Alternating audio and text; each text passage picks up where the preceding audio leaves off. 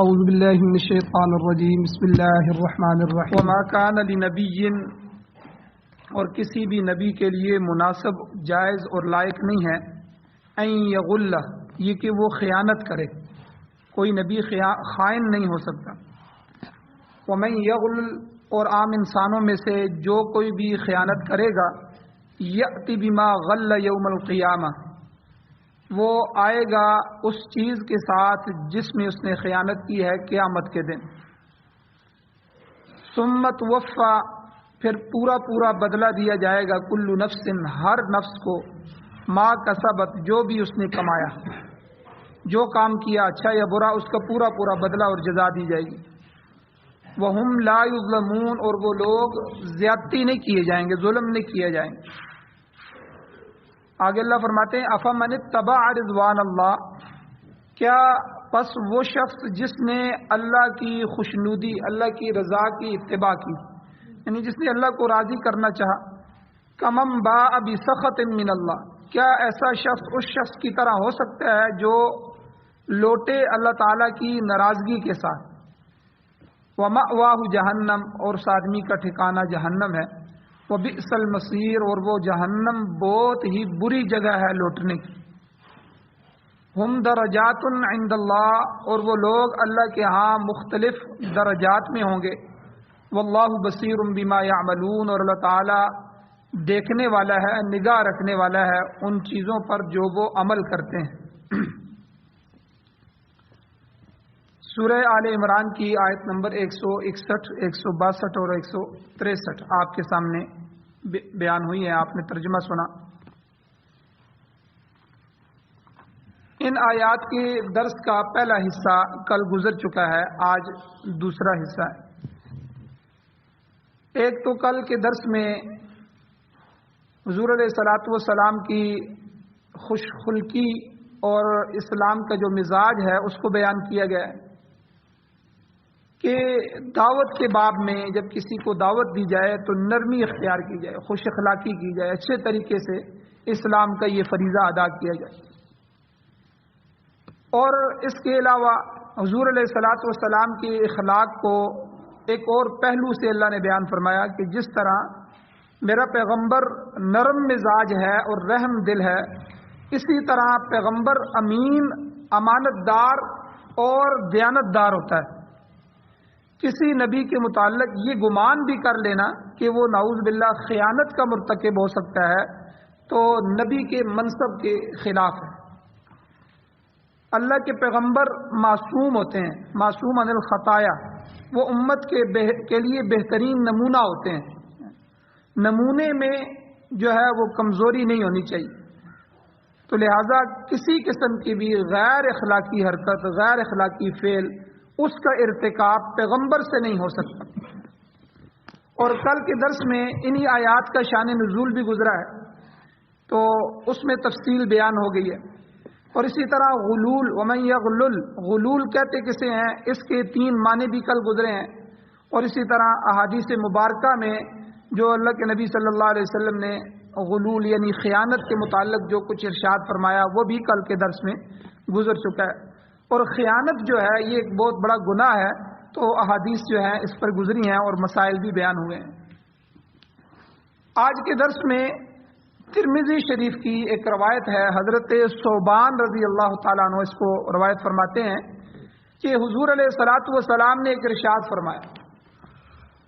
حضور نے فرمایا من خرج روحہ الجسد، جس آدمی کی روح جسم سے نکلے اس حال میں کہ وہو بریء من الثلاث، کہ وہ بری ہو من ثلاث، 3 چیزوں سے، تو دخل الجنہ، وہ جنت میں داخل ہو جائے گا. 3 چیزیں اس کے اندر نہ ہو جب وہ مر رہا ہو. تو 3 چیزیں کیا حضور نے بیان فرمائی؟ الکبر، تکبر، والغلول، اور اسی طرح خیانت، والدین، اور قرض. یہ 3 چیزیں اس کے ذمے نہ ہوں، تکبر، خیانت اور قرض. تو حضور نے فرمایا روح نکلتے ہی وہ جنت کا حقدار بن جائے گا، جنت میں داخل ہو جائے گا. اب ان تینوں چیزوں پر تھوڑی سی میں روشنی ڈالتا ہوں. سب سے پہلے تکبر. تکبر کہتے ہیں بڑائی کو، اپنے آپ کو بڑا سمجھنا. یاد رکھیں تکبر صرف ذات باری تعالیٰ کو ہی سزاوار ہے، یہ صرف اللہ کے ساتھ ججتا ہے کہ اللہ اکبر، ہم بار بار نماز میں کہتے ہیں اللہ سب سے بڑے ہیں. یہ تکبر، تکبیر، اکبر، یہ سارا اسی سے ہے کہ بڑھائی صرف اللہ کی ہے، بڑا پن صرف اللہ کی ذات کے ساتھ ہے. اس کے علاوہ کوئی کسی انسان کے لیے یہ اچھا نہیں ہے، بلکہ یہ بہت ہی بری خصلت ہے. اس لیے تکبر کو کبیرہ گناہوں میں شامل کیا گیا. اور تکبر کی وہ ساری نشانیاں حضور علیہ السلام نے ان سے منع کیا ہے جس سے تکبر پیدا ہو سکتا ہے. مثلا شلوار جو نیچے لٹکانے والا ہے، یہ بھی ایک قسم کا تکبر پیدا ہو سکتا ہے. تو شلوار سے منع، ٹخنوں کو ننگا رکھا کرو، شلوار اوپر رکھو. اور حضور نے سخت وعیدیں ارشاد فرمائی ہیں کہ جس آدمی کی جو شلوار ہے وہ ٹخنوں کو ڈھانک رہی ہوگی تو اتنا حصہ اللہ اس کو جہنم میں جلائے. تو اس لیے تکبر جو ہے یہ بالکل جائز. تکبر کا عام معنی یہ ہے کہ بطر الحق و غمت الناس، کہ سچی بات کو ٹھکرا دینا اور لوگوں کو حقیر جاننا. طاقت، دولت، اقتدار، قومیت، ان چیزوں کی بنا پر دوسروں کو حقیر جاننا اور سچی بات کو ٹھکرا دینا، یہ تکبر کی نشانی ہے. اب سب سے پہلا تکبر جو کیا ہے وہ ابلیس نے کیا، شیطان. قرآن میں اللہ کہتے ہیں ابا واستکبر وکان من الکافرین. ابلیس نے انکار کیا، واستکبر، اور تکبر کیا، جس کی وجہ سے وہ کافروں میں سے ہوگا اور جہنم میں اللہ نے اس کا ٹھکانہ بنا دیا. اب شیطان نے کہا کیا کہ جب اس کو اللہ تعالیٰ نے کہا کہ میں نے آدم علیہ السلام کو بنایا، یہ نئی مخلوق ہے اور میں اس مخلوق کو بنا رہا ہوں اور انہیں اپنا خلیفہ بناؤں، اور فرشتوں کو بھی اللہ نے حکم دیا کہ آپ بھی اس کو سجدہ کریں. سب فرشتوں نے سجدہ کیا. تو فسجدوا الا ابلیس، سوائے ابلیس کے، اس نے سجدہ نہیں کیا. تو اللہ تعالیٰ نے اسے کہا کہ مردودا، تو سجدہ کیوں نہیں کر رہا؟ اب اس نے عجیب منطق بیان کی اور عجیب جملے کہے. اس نے کہا کہ میں ناری ہوں اور یہ خاکی ہے، میں نار سے یعنی آگ سے بنایا گیا ہوں اور یہ خاک یعنی مٹی سے پیدا کیے گئے. تو آگ جو ہے یہ بلند ہوتی ہے، انا خیر منہ. قرآن مجید میں اللہ نے شیطان کے ان جملوں کو بھی ذکر کیا ہے. وہ کہتا ہے میں اس سے اعلیٰ ہوں، یعنی تکبر کیا. تو یہ تکبر بہت ہی بری بیماری ہے اور اس کا علاج بہت ہی زیادہ مشکل. بزرگان دین جو ہوتے ہیں، یہ جو تصوف ہے، صوفیاء کرام، تو یہ فرماتے ہیں کہ ایک پہاڑ کو سوئی کے ساتھ اٹھا کر دوسری جگہ منتقل کرنا یہ پھر بھی آسان ہے. پہاڑ کو کوئی بندہ سوئی سے اٹھا کر تھوڑا تھوڑا کرے یا گٹھا، آخر وہ کسی نہ کسی وقت کر لے گا. لیکن تکبر کو کسی کی طبیعت سے نکالنا یہ بہت مشکل کام ہے. تو بزرگان دین جو لوگوں کی تربیت کرتے ہیں اس وقت سب سے آخر میں تکبر کو ان کے دل و دماغ سے نکالتے ہیں. یہ ایک ایسی بیماری ہے جس کا علاج بڑا مشکل ہے، اس لیے تکبر سے اپنے آپ کو بچانا چاہیے. اب ہم سمجھتے ہیں تکبر شاید پیسے کا ہو، دولت کا ہو. تکبر ہر چیز کا ہو سکتا ہے. مثلا علم کا تکبر ہوتا ہے بعض دفعہ، میں بہت بڑا عالم ہوں، بڑا خطیب ہوں. کوئی بڑا پیر ہے تو اس کا بھی تکبر ہو سکتا ہے، بڑا محتمم ہے، اس کا مدرسہ بہت بڑا ہے. تو یعنی یہ علمی تکبر بھی ہو سکتا ہے. اسی طرح مال و دولت کا تکبر بھی ہوتا ہے کہ میرے پاس تو اتنی کوٹھیاں ہیں، اتنی زمینیں ہیں، اتنا بڑا میرا سیٹ اپ ہے، اتنی فیکٹریاں ہیں، اتنا مال و دولت ہے. تو یہ مال و دولت کا تکبر ہوتا ہے. اب وہ کسی کو دیکھتا ہی نہیں ہے. اور اسی طرح اولاد اور اس کی کثرت کا تکبر بھی ہوتا ہے، میری بے شمار اولاد ہے. اور اسی طرح عہدے اور اقتدار کا تکبر بھی ہوتا ہے. میرے پاس، میں تو 22 گریڈ کا آفیسر ہوں، میں کیوں 14 گریڈ والے کو ہاتھ ملاؤں؟ تو یہ گریڈوں کا بھی تکبر ہوتا ہے. تو عہدے کا، اقتدار کا. اسی طرح قومیت اور خاندان کا تکبر ہوتا ہے. میں پنجابی، یہ پختون ہے، یہ پختون ہے، یہ سندھی ہے، یہ تو افغانی ہے، یہ تو کشمیری ہیں، یہ تو ہمارے علاقے کے نہیں ہیں. اسی طرح نیچے برادریوں میں آ جاتا ہے قومیت کا، یہ تو میری برادری کا ہی نہیں ہے، ہماری برادری اونچی برادری ہے، ان کی چھوٹی ہے، فلاں ہے فلاں ہے. تو یہ قومیت اور خاندان کی بنا پر تکبر کرنا اور دوسرے کو حقیر سمجھنا، اپنے آپ کو اعلیٰ سمجھنا، تو یہ ناجائز ہے اور شریعت میں اس کی کوئی گنجائش نہیں. تو بہرحال حضور علیہ الصلوۃ والسلام نے اس حدیث میں ایک بات کیا فرمائی کہ جو آدمی جس آدمی کے جسم سے جان نکل رہی ہو، روح نکل رہی ہو، اور وہ ان تین چیزوں سے بری ہو، اس میں یہ تین چیزیں نہ ہو، تو وہ دخل الجنہ، جنت میں داخل ہو جائے گا۔ ان میں سے پہلی چیز حضور نے تکبر کو بیان فرمایا، اور دوسری چیز حضور نے فرمایا والغلول، یہ خیانت دوسری وہ چیز ہے جس کی وجہ سے لوگ جنت سے محروم ہو کر دوزخ میں چلے جائیں گے۔ خیانت چاہے مال غنیمت میں ہو، چاہے مطلق خیانت ہو، یہ بہرحال بہت بری خصلت ہے، اس لیے اس کو بھی کبیرہ گناہوں میں شمار کیا گیا۔ حضور علیہ الصلوۃ والسلام نے فرمایا کہ جنت میں داخلے کے لیے اس سے بری ہونا ضروری ہے۔ اب کبیرہ گناہوں کے لیے اسی طرح تیسری چیز حضور نے فرمایا وہ قرضہ ہے۔ قرض، کسی شخص کے ذمہ قرضہ نہیں ہونا چاہیے جبکہ وہ زندگی کی آخری سانس لے رہا ہو اور اس کے ذمہ قرض ہو، تو یہ بہت ہی بری چیز ہے۔ قرض دوسرے کا حق ہوتا ہے جسے لازماً واپس لوٹانا چاہیے۔ اسے ادا کیے بغیر جان نہیں چھوٹ سکتی، جان نہیں بچ سکتی، آخرت میں اس کی وجہ سے پکڑا جائے۔ آپ اندازہ لگائیں کہ شہید کا کتنا بڑا درجہ ہوتا ہے، سارے گناہ اللہ اس کو معاف کر دیتے ہیں، لیکن حضور علیہ السلام نے کیا فرمایا؟ الا الدین، شہید کے سارے گناہ معاف ہیں سوائے قرض کے، کہ اللہ اس کو قرض نہیں معاف کرتے۔ تو قرض جو ہے یہ بہت بری خصلت ہے۔ اور اسی طرح ایک چیز اور ہے، عورتوں کا مہر، اس میں ہم اکثر مبتلا ہوتے ہیں۔ عورتوں کا مہر بھی انسان کے ذمے قرضہ ہوتا ہے، یہ بھی قرض ہے۔ جب ہم مہر مقرر کر لیتے ہیں تو فوراً اس عورت کو اس کا مہر ادا کیا جائے، اس کو معجل کیا جائے، غیر معجل نہ کیا جائے۔ جو کچھ اس کو دے رہے ہیں وہ اس کو پکڑا دیں۔ ہاں اگر غیر معجل کرتے ہیں کہ ابھی نہیں ہے تو ہم بعد میں اس کو بنا کے دیں گے، تو پھر بھی وہ اس کے ذمے قرض ہوتا ہے۔ تو اس لیے جو لوگ ادا نہیں کرتے وہ مجرم ہیں۔ اور اگر معاف بھی کرانا ہے تو عورت خوشی سے اپنی مرضی سے اس کو کہیں نا کہ معاف کر دے، اور خود اس کے دل میں آئے گی تو وہ معاف کر دے تو معاف کر دے، ورنہ یہ معاف نہیں ہوتا۔ یہ جو ہم رواجی طور پر کہتے ہیں جی معافی کا لفظ ادا کر دیا، یہ اس کا کوئی اعتبار نہیں ہے شریعت میں۔ بعض کہتے ہیں پہلی رات جو ہے وہ اگر بیوی کے پاس جاتا ہے تو سب سے پہلے تم نے بھائی کیا کام کرنا ہے؟ اس سے بخشوانا ہے۔ شرم نہیں آتی؟ یہ تو کوئی مرد کی مردانگی ہے۔ ایک تو عورتوں کو، بیٹیوں کو وراثت میں حصہ نہیں دیتے، اور دوسرا مہر جو اللہ نے ان کے لیے تھوڑا سا رکھا ہے، اور مہر بھی جا کے پہلی رات کو بخشواتے ہو، یہ تو مرد کی مردانگی تو نہیں ہوئی۔ تو شریعت میں اس کی اجازت نہیں ہے، یہ قرضہ ہے۔ اور بلکہ حضور علیہ السلام نے سخت الفاظ ادا فرمائے، سخت حدیث ارشاد فرمائی۔ حضور نے کیا فرمایا؟ حضور نے فرمایا جب نکاح ہوتا ہے تو نکاح کرتے وقت جو آدمی مہر لکھوا رہا ہے اور مہر ادا کرنے کی نیت نہیں ہے، اچھا لکھو جی بھائی 5 لاکھ روپے لکھ لو، ایک مکان لکھ دو، ہم نے کون سا ادا کرنا ہے؟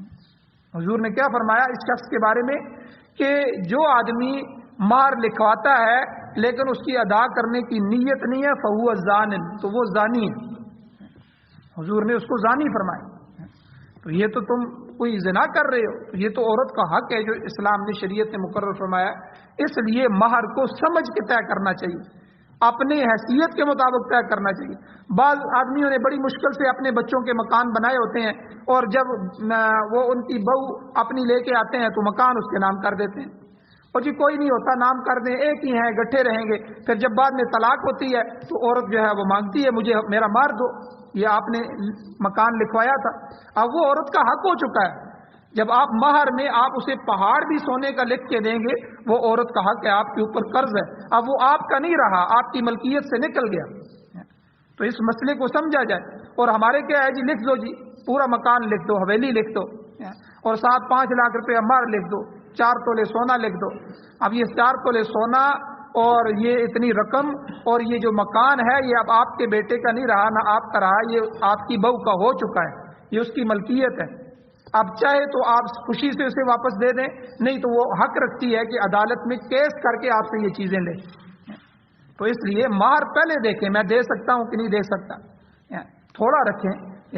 تو اس لیے 10 درہم کی قیمت یعنی 8-10 ہزار سے لے کر جتنا مہر آپ کی حیثیت ہے، عورت کو محروم بھی نہ کیا جائے۔ بالکل ویسے ہی کئی رکھ دیتے ہیں جی 32 روپے رکھ دو، 2000 رکھ دو، یہ بھی ظلم ہے۔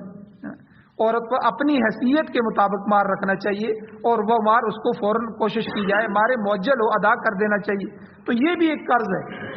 تو اس لیے لہذا جب تک اس کا حقدار اسے معاف نہیں کرے گا تو یا تک وہ ادا نہیں کرے گا تب تک یہ قرضہ اس کی گردن پہ لٹکتا رہے گا. اور کبیرہ گناہوں میں یاد رکھیں یہ دونوں چیزیں ضروری ہیں، حقوق اللہ اور حقوق العباد. حقوق اللہ میں یہ ہے اور حقوق العباد میں کہ معافی اور تلافی. ایک تو اللہ سے معافی مانگے، میں نے اتنا عرصہ نمازیں نہیں پڑھی یا روزے نہیں رکھے، معافی مانگ کر جو ہے ان کو یہ تو معافی ہو گئی. دوسرا تلافی ہے، اب پچھلی نمازوں کو ادا کرتا جائے اپنی موت سے پہلے پہلے، جتنے روزے پیچھے چھوڑے ہیں ان کو ساتھ ساتھ رکھے. یہ تلافی ہے. معافی اور تلافی جو ہے یہ دونوں ضروری ہیں. اسی طرح حقوق العباد ہے جو بندوں کے حق مارے ہیں ان میں بھی یہ کرے، ایک تو ان سے معافی مانگے، دوسرا تلافی کرے، ان کو ادا کرنے کی کوشش کرے. تو اب بہتر یہ ہے کہ مسلمان حتی الامکان قرضہ لینے سے اجتناب کرے، قرضہ نہ لے، اس کی بجائے تکلیف برداشت کر لے، صبر کر لے، مگر قرض نہ لے، کیونکہ اس کی ادائیگی میں بڑی مشکلات پیش آتی ہیں. جب قرض ادا نہیں کرتا آدمی پھر وہ کیا کرتا ہے، پھر وہ ٹال مٹول کرتا ہے، قرضہ نہیں دے سکتا، پھر وہ جھوٹے وعدے کرتا ہے، پھر وہ جھوٹ بولتا ہے. اب ایک جرم کی وجہ سے کتنے جرم کرنے پڑے. جھوٹ الگ گناہ ہے، کسی مسلمان کو ٹال مٹول کرنا یہ الگ کبیرہ گناہ ہے. تو اس لیے اس سے بچنا چاہیے. حضور علیہ السلام نے فرمایا ان تین چیزوں سے بچو، تکبر، خیانت اور قرضہ. اور کیا فرمایا کہ جس وقت اس کی روح نکل رہی ہو اور وہ ان تینوں چیزوں سے بری ہے تو حضور نے فرمایا دخل الجنہ، وہ جنت میں داخل ہو جائے گا. اور اسی طرح خیانت کرنے والی کی سزا کیا ہے. یہاں قرآن کی اس آیت میں فرمایا کہ کسی نبی کے لیے یہ لائق نہیں ہے کہ وہ خیانت کرے. وَمَن يَغْلُلْ، اور جو خیانت کرے گا، ارتکاب کرے گا، یأتی بما غل یوم القیامہ، تو وہ خیانت شدہ چیز کو قیامت کے دن اپنے ساتھ لے کر آئے گا، پھر اس کی رسوائی ہوگی. اب حضور علیہ السلام کی حدیث موجود ہے، حضور کا فرمان ہے کہ حضور نے فرمایا اے لوگو میں نے تم کو خبردار کر دیا ہے، اگر کوئی شخص کسی دوسرے شخص کا اونٹ چوری کرے گا تو قیامت کے دن اسے اپنی گردن پر اٹھا کر لائے گا. حتیٰ کہ اگر کسی نے کسی دوسرے کی زمین پر ناجائز قبضہ کیا ہے تو حضور نے فرمایا اس زمین کو، وہ جو ٹکڑا ہے، جتنا ٹکڑا اس نے لیا ہے، کنال 2 مرلے 4 مرلے کسی کے قبضے کیے ہیں، وہ ٹکڑا 7 زمینوں نیچے تک اٹھایا جائے گا اور اس کے گلے میں ڈال دیا جائے گا جو اسے کھینچ کر وہ لائے گا. اسی طرح حضور نے فرمایا اگر کسی نے 100 اونٹ چوری کیے ہیں تو سب کے سب اپنی گردن پر اٹھا کر لائے گا. اب یہ حدیث آپ غور کریں اس پہ، اس کو ذرا دیکھیں. تو بعض لوگوں نے اس میں اشکال کیا ہے کہ دیکھیں جی زمین جیسی بڑی چیز ہے، یہ 100 اونٹ ہے، وہ آدمی کیسے اٹھا کر لائے گا. اس ضمن میں علماء نے 2 جواب دیے. ایک تو مولانا اشرف علی تھانوی رحمہ اللہ فرماتے ہیں کہ ایسی باتیں مغربی ذہن کے انگریزی دان لوگ کرتے ہیں جن کو یہ سمجھ نہیں آتی. حالانکہ حدیث شریف میں آتا ہے کہ یہی سوال کسی صحابی نے حضور کی خدمت میں پیش کیا تو آپ علیہ السلام نے ارشاد فرمایا، ایک جواب تو یہ کہ قیامت کے دن کفار کے جو جسم ہوں گے وہ بڑے بڑے ہو جائیں گے. کتنے بڑے ہو جائیں گے؟ حضور نے فرمایا کہ ان کی ایک داڑھ جو ہے وہ احد پہاڑ کے برابر ہوگی، اور ان کے بیٹھنے کی جگہ حضور نے فرمایا مدینہ سے ربضہ تک، یعنی یہ تقریباً 36 میل جو ہے لمبی چوڑی ہوگی. اتنے میں وہ اتنی 36 میل کی جگہ میں وہ آدمی بیٹھے گا جہنمی. تو اتنے بڑے جسم کے لیے 100 اونٹ یا کوئی چیز اٹھانا یہ کیسے مشکل ہوگا. بہرحال وہ آدمی اپنی خیانت شدہ چیز جس پر اس نے قبضہ کیا ہوگا اس کو اٹھا کر لائے گا. اور دوسرا جواب حضرت تھانوی اور دوسرے حضرات نے یہ فرمایا کہ یہ بھی ہو سکتا ہے کہ اٹھائی جانے والی چیز حقیقی نہ ہو بلکہ مثالی ہو، یعنی اونٹ 100 ہوں یا 1000 ہوں، مثالی رنگ میں پیش کرنا کون سا مشکل ہے. اگر آدمی کپڑے کا ایک گٹا ہے تو وہ بھی گھسیٹ کر لائے گا. تو مقصد یہ ہے اس دن ہر برا فعل ظاہر کر دیا جائے گا. انسان جس چیز کو زندگی بھر چھپائے گا اور چھپاتا پھرتا رہا ہے، قیامت کے دن وہ سب کے سامنے ہوگا. بہرحال حضور علیہ السلام نے فرمایا بچ جاؤ، میں نے تم کو خبردار کر دیا ہے، جو کوئی خیانت سے کسی چیز پر قبضہ کرے گا وہ سب قیامت کے دن ظاہر ہو جائے گا. آگے اللہ تعالیٰ نے اگلے جملے میں جزائے عمل بتایا. فرمایا قیامت کے دن تمام پوشیدہ اعمال ظاہر ہو جائیں گے، اور ظاہر کرنے کے ساتھ ساتھ اللہ نے فرمایا ثم توفی کل نفس ما کسبت، ہر نفس کو اس کے عمل کے مطابق پورا پورا بدلہ دیا جائے گا. وہم لا یظلمون، کسی پر کسی قسم کی زیادتی نہیں ہوگی، ظلم نہیں ہوگا. اللہ تعالیٰ فرمائے گا یہ تمہارے خود کردہ اعمال ہیں، میں نے ان کو شمار کر رکھا ہے، اب اس کا بھگتان کرو. ہر شخص اپنے عمل کا خود ذمہ دار ہوگا، کسی کا عمل کسی دوسرے کے ذمے میں نہیں لگایا جائے گا. ہر جرم کی سزا جرم کے سنگینی کے مطابق دی جائے گی، کسی کے ساتھ زیادتی نہیں ہوگی. اور ہاں اللہ تعالیٰ کی مہربانیاں جو ہیں وہ بھی بے حد و شمار ہوں گی، اور اس کی رحمت کے دروازے کھلے ہوں گے. نیکی کا اجر کم از کم 10 گنا سے شروع ہوگا، پھر 7 گنا، 700 گنا اور لاکھوں گنا تک اللہ دیں گے. اور گناہ ایک ہی لکھا جائے گا. حضور نے کیا فرمایا، گناہ جو ہے دنیا میں جب کوئی آدمی کرتا ہے اللہ کی رحمت دیکھیں کہ گناہ ایک ہی لکھا جاتا ہے. اس میں بھی فرشتے کو روک دیا جاتا ہے، انتظار کرو، ہو سکتا ہے یہ میرا بندہ جو ہے وہ معافی کر لے، استغفار کر لے. اگر استغفار کرے تو اس کے گناہ لکھو ہی نہ. تو جب شام تک یا دیر تک وہ استغفار نہیں کرتا پھر اس کو لکھ دیا جاتا ہے، لیکن ایک گناہ کے بدلے میں ایک ہی گناہ. اور جب نیکیاں لکھی جاتی ہیں تو نیکیوں کا حساب اللہ نے کہا کہ عام نیکی جو ہے وہ بھی 10 گنا سے شروع کرو. ایک نیکی کرے تو 10 لکھو، جو جتنا اخلاص کے ساتھ کرے گا پھر 700 گنا بھی اجر ہے، اور لاکھوں گنا اجر بھی اللہ تعالیٰ عطا فرماتے ہیں. یہ اللہ کی رحمت ہے. تو بہرحال آگے اللہ ارشاد فرماتے ہیں کہ سارے انسان برابر نہیں ہو سکتے. افمن اتبع رضوان اللہ کمن باء بسخط من اللہ، کیا وہ شخص جو اللہ کی رضا چاہتا ہے اس شخص کی مانند ہو سکتا ہے جو اللہ کی ناراضگی لے کر لوٹ رہا ہے؟ اب دیکھیں ایک آدمی نے کفر میں زندگی گزاری ہے، شرک میں، نافرمانی میں، حق تلفی کے اندر، چوری خیانت کے اندر، جھوٹ کے اندر، اور دھوکے اور فریب اور فراڈ کے اندر زندگی گزاری ہے، خدا کی ناراضگی کے یہ کام کیے ہیں. تو جو شخص عمر بھر ان کاموں میں لگا رہا ہے وہ اس شخص کی طرح کیسے ہو سکتا ہے جو اللہ تعالیٰ کی وحدانیت کو تسلیم کرتا ہے، اس کے احکام پر عمل کرتا ہے، نماز، روزے، حج، زکوٰۃ اور صدقات کی زندگیاں گزارتا ہے اور مخلوق خدا کی خدمت کرتا ہے. تو یہ دونوں آدمی اللہ کہتے ہیں برابر نہیں ہو سکتے. اب اللہ تعالیٰ کی ناراضگی لینے والے کے متعلق اللہ نے فرمایا وَمَأْوَاهُ جہنم، اس کا ٹھکانہ دوزخ ہوگا. وَبِئْسَ الْمَصِيرُ، اے لوگو یہ لوٹ کر جانے کی نہایت ہی بری جگہ ہے، دوزخ کوئی اچھی جگہ نہیں ہے، اس سے ڈرتے رہو، اس سے بچتے رہو. آگے اللہ تعالیٰ نے نیکی اور بدی کے درجات آخر میں بیان فرمائے. ہر نیک اور بد کے متعلق اللہ نے فرمایا ہم درجات عند اللہ، اللہ کے ہاں ان سب کے درجات ہیں، نیکی کے بھی درجات ہیں، برائی کے بھی درجے ہیں. جس قسم کا عمل ہوگا اسی قسم کی جزا سزا ہوگی. مجرمین میں سے چور، ڈاکو، خائن وغیرہ ان کا درجہ الگ ہوگا، کافر کا الگ ہوگا، مشرک اور بدعتی اپنے اپنے درجے میں ہوں گے، عیاشی، فحاشی اور شراب نوشی کرنے والے ان کے الگ درجات ہوں گے، اور ان سے ایک ایک جرم کا مواخذہ کیا جائے اور درجہ بدرجہ ان کو سزا دی جائے گی. اسی طرح نیکی کے بھی درجات ہوں گے، جس طرح برائی کے درجات ہیں، ٹھیک ہے، انبیاء کا الگ درجے ہوں گے، صحابہ کے الگ ہوں گے، اولیاء کے الگ ہوں گے، اور اسی طرح جو جس درجے کا نیک ہوگا. اسی لیے اللہ تعالیٰ نے فرمایا وَلِكُلٍّ دَرَجَاتٌ مِّمَّا عَمِلُوا، ہر شخص کے درجات اس کے عمل کے مطابق ہوں گے. جس طرح دنیا میں اونچ نیچ ہے اسی طرح آخرت میں بھی تفاوت اور فرق ہوگا. بعض لوگ نہایت بلند درجوں میں ہوں گے اور بعض لوگ نہایت ہی پستی میں ہوں گے. آخر میں اللہ نے فرمایا وَاللَّهُ بَصِيرٌ بِمَا يَعْمَلُونَ، اللہ تعالیٰ اپنی مخلوق کے اعمال کو دیکھ رہا ہے، اس کا علم ہر چیز پر حاوی ہے، محیط ہے، لہذا وہ اعمال کے مطابق کی جزا اور سزا کا فیصلہ کرے گا. کوئی آدمی کسی کی نظر سے بچ جائے تو بچ جائے، لیکن اللہ تعالیٰ کی نظر سے نہیں بچ سکتا. اس لیے اپنے گناہوں پر معافی مانگنی چاہیے اور نیکی کا کوئی موقع اپنے ہاتھ سے جانے نہیں دینا چاہیے. اللہ تعالیٰ سے دعا ہے اللہ ہمیں عمل کی توفیق عطا فرمائے. آمین. الحمدللہ رب العالمین، والعاقبۃ للمتقین، والصلاۃ والسلام علی رسولہ النبی الامی الکریم. یا اللہ ہماری کمیوں کوتاہیوں کو معاف فرمائیے، درگزر فرمائیے، صغیرہ کبیرہ گناہوں کو معاف فرمائیے. یا اللہ قرآن و سنت کو سننے، سمجھنے، عمل کرنے، اس کی اشاعت کرنے کی توفیق عطا فرمائیے.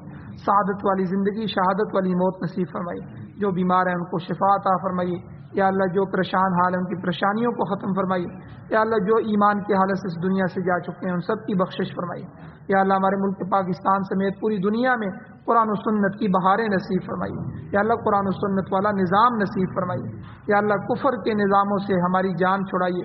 یا اللہ اپنا نظام ہمیں عطا فرمائیے. اپنی یا اللہ ناراضگی سے محفوظ فرمائیے، اپنی رضا نصیب فرمائیے. صلی اللہ تعالی علی خیر خلقہ محمد وآلہ وصحبہ اجمعین برحمتک یا ارحم الراحمین.